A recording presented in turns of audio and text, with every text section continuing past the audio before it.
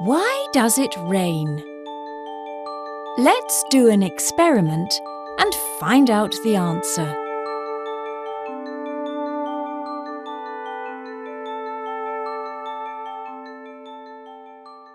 We need a tall bottle, a wide metal lid, some hot water and ice cubes.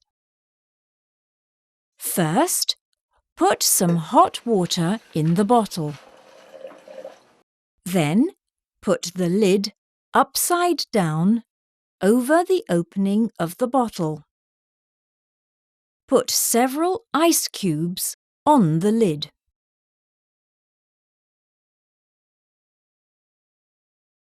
Observe the bottom of the lid for 10 minutes. What can you find? What phenomenon does this experiment simulate?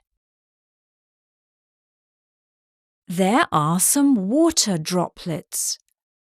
Some of them fall from the bottom of the lid.